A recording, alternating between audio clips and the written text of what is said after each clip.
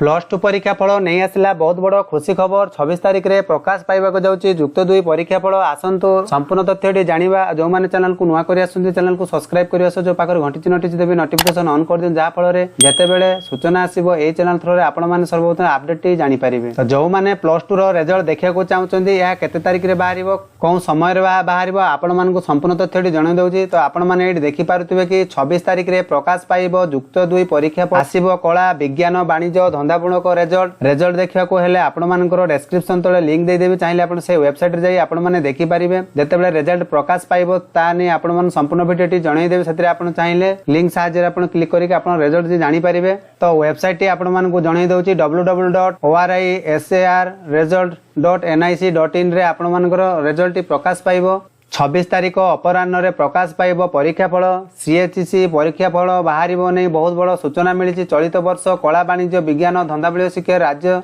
में मोट 3,84,597 जन छात्र छात्री परीक्षा देते गत वर्ष तुलन में 26,000 अधिक छात्र परीक्षा देते।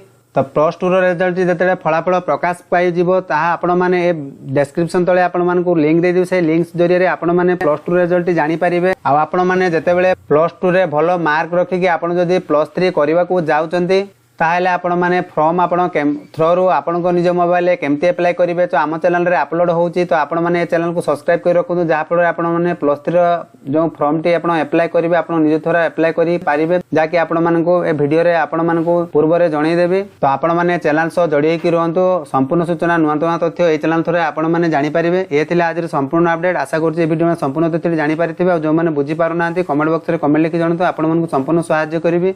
तो सेतिकी पर्यंत रहउची बाय बाय टेक केयर।